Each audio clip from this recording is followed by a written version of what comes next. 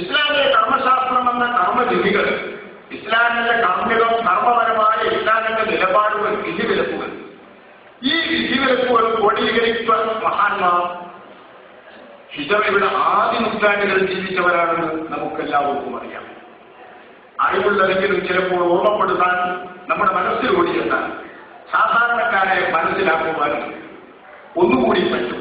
ഹിജറ 80 ജീവിച്ച് 150 വഫാത്തായവരാണ് ഇമാം അബൂ ഹനീഫത്തുൽ കൂഫി റളിയല്ലാഹു അൻഹു. ഒന്നാം ഉടലെടുത്ത ഫിഖ്ഹിന്റെ മദ്ഹബിന്റെ ഇമാമാണ് മഹാനായ അബൂ ഹനീഫത്തുൽ കൂഫി റളിയല്ലാഹു അൻഹു. ഹിജറ 80 ജീവിച്ച് 150 വഫാത്താകുമ്പോൾ ആദരണീയരായ സ്വഹാബത്ത് ജീവിക്കുന്ന കാലമാണ് ആ കാലം എന്ന് ചരിത്രം അറിയാവുന്നവർക്കറിയാം. ആ മഹത്തായ കാലത്തിലാണ് ഒന്നാമത്തെ മദ്ഹബ് ക്രോഡീകൃതമായത്. രണ്ടാമത് ക്രോഡീകൃതമായ മദ്ഹബ് മഹാനായ ഇമാം മാലിക് ഇബ്നു അനസ് റളിയല്ലാഹു അൻഹുവിന്റേതാണ്. മഹാനും ഹിജറ 93 ജനിച്ച് 179 വഫാത്താകുന്നവരാണ്. അപ്പോൾ ഹിജറ 93 ജനിക്കുന്ന മഹാനും ആദ്യ നൂറ്റാണ്ടിൽ സ്വഹാബത്ത് ജീവിച്ചിരിക്കുന്ന കാലത്ത് പിറവികൊണ്ടവരും ആദ്യ നൂറ്റാണ്ടുകളിൽ തന്നെ തന്റെ മദ്ഹബ് ക്രോഡീകരിച്ചിട്ടുള്ളവരുമാണ്. മൂന്നാമത് മഹാനായ ഇമാം ശാഫിഈ റളിയല്ലാഹു അൻഹുവിന്റെ മദ്ഹബാണ് ക്രോഡീകൃതമാകുന്നത്. മഹാനും ഹിജറ 150 ജനിച്ച് 204 വഫാത്താകുന്നവരാണ്. എന്റെ കൂടെ തന്നെ തന്നിൽ നിന്ന് വിഷയങ്ങൾ പഠിച്ച മഹാൻ അഹ്മദ് ബിൻ ഹംബൽ റളിയല്ലാഹു അൻഹുവാണ് നാലാമത്തെ മദ്ഹബിന്റെ ഇമാം. ഹിജറ 164 ജനിച്ച് 241 അവരുടെ വഫാത്ത്. അപ്പൊ 2.5 നൂറ്റാണ്ട് ഹിജറ കാണുന്നതിന്റെ മുൻപ് 4 മദ്ഹബിന്റെ ഇമാമുകളും അവരുടെ ലോകത്തിലേക്ക് യാത്രയായിട്ടുണ്ട്. അഷ്റഫുൽ ഖൽഖ് സല്ലല്ലാഹു അലൈഹി വസല്ലം തങ്ങളുടെ സ്വഹാബത്തും താബിഈകളും ജീവിച്ചിരിക്കുന്ന കാലത്ത് തന്നെ ഏതാണ്ട് 4 മദ്ഹബുകളും ക്രോഡീകൃതമായിട്ടുണ്ട് എന്ന വസ്തുത നാം മനസ്സിലാക്കണം. ഹിജറയുടെ ആദ്യത്തെ 2.5 നൂറ്റാണ്ടുകളിൽ ക്രോഡീകൃതമായിട്ടുള്ള ഈ മദ്ഹബുകൾ ഏതാണ്ട് അതിനടുത്ത കുറഞ്ഞ ദശകങ്ങൾ മാറ്റി നിർത്തിയാൽ തൊട്ടടുത്ത ദശകങ്ങളിലുള്ള തൊട്ടടുത്ത നൂറ്റാണ്ടുകളിലുള്ള മുഴുവൻ ഇമാമുകളും മുഴുവൻ ഗ്രന്ഥകാരന്മാരും മുഴുവൻ വിജ്ഞന്മാരും മുഴുവൻ വിഷയത്തിലെ പണ്ഡിതന്മാരും അനുകരിച്ചുകൊണ്ട് ജീവിച്ചു വരുന്നു എന്ന വസ്തുത ആർക്കും നിഷേധിക്കാനാവുകയില്ല. ഖുർആനിലേക്കും സുന്നത്തിലേക്കും ഈ മദ്ഹബുകളിൽ നിന്ന് നിങ്ങൾ ഇറങ്ങി വന്ന് വലിച്ചെറിഞ്ഞ് തന്നെ ഭയം ഖുർആനിലെയും സുന്നത്തിലേക്കും ആഹ്വാനം ചെയ്യുന്ന മദ്ഹബുകളെ വലിച്ചെറിയണം.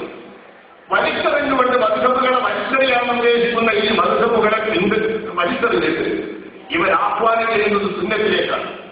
ഈ സുന്നത്തിനെ നമുക്ക് ക്രോഡീകരിച്ചു തന്ന ഇമാമുകൾ മഹാനായ ഇമാം ബുഖാരി റളിയല്ലാഹു അൻഹു മുതൽക്കുള്ള സിഹാബുദ്ദീന്റെ കർത്താക്കളും ശേഷം വന്നിട്ടുള്ള ഇമാമുകളുമാണെന്ന് എല്ലാവർക്കും അറിയാം.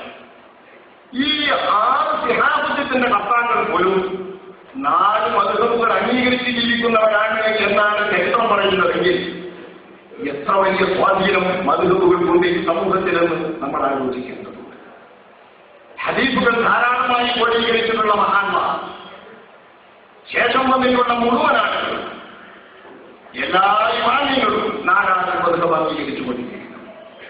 മഹാനായ ഇബ്നു സലാഹ് റളിയല്ലാഹു അൻഹു ഹിജറ 643 അവരുടെ വഫാത്ത്. അദ്ദേഹത്തിന്റെ ഏതാണ്ട് കാലത്തു തന്നെ തൊട്ടടുത്ത കാലത്താണ് ജീവിച്ചവരാണ് മഹാൻ ഇമാം നവവി റളിയല്ലാഹു അൻഹു. ഇമാം നവവി റളിയല്ലാഹു അൻഹു ഞങ്ങളവർക്ക് 676 മഹാന്റെ വഫാത്താണ്. ഇമാം നവവിയും ഇബ്നു സലാഹും പറയുന്ന ഒരു ഉദ്ധരണി നമ്മുടെ കിതാബുകളിലൊക്കെ ഉദ്ധരിക്കുന്നുണ്ട്.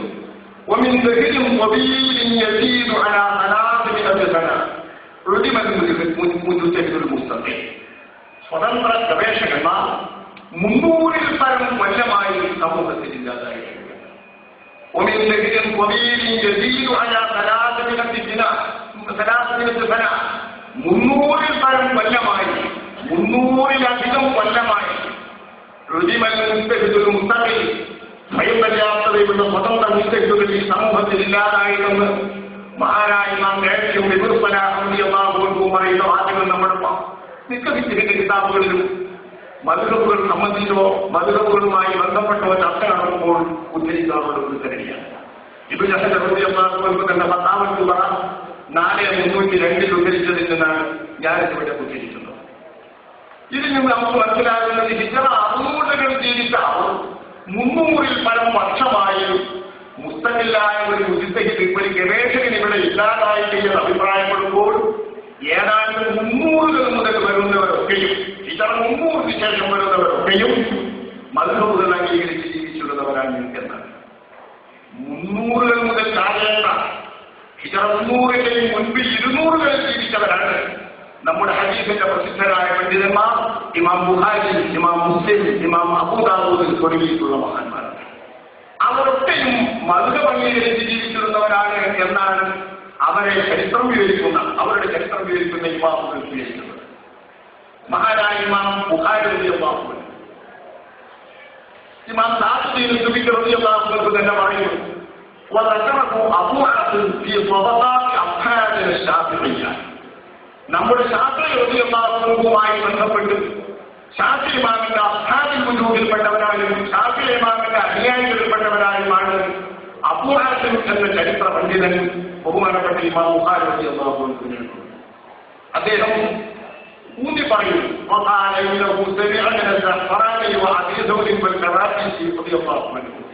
ഇമാം ഷാഫിഈയിൽ നിന്ന് കേട്ടിട്ടില്ലെങ്കിലും ഇമാം ഷാഫിയുടെ അടുത്ത ശിഷ്യന്മാരായ സഹ്റാനി, അബൂ സൗർ, ഖറാഫി തുടങ്ങിയിട്ടുള്ളവരിൽ നിന്ന് ഹദീസുകളും ഉലൂമുകളും കേട്ട് പഠിച്ച് മനസ്സിലാക്കിയിട്ടുള്ളവരാണ് ഇമാം ബുഖാരി.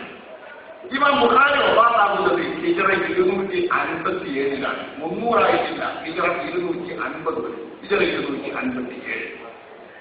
ഇമാം മുസ്ലിം, അബൂ ദാവൂദ്, തുർമുദി, നസായി, സിഹാഹുദ്ദീനിലെ ഇമാം ബുഖാരി കഴിക്കാൻ മറ്റ് 5 പേരിൽ നിന്നുള്ള ഈ 4 ആളുകളും ശറഹ് താജ് ജാമിഅയിൽ പറയുന്നു,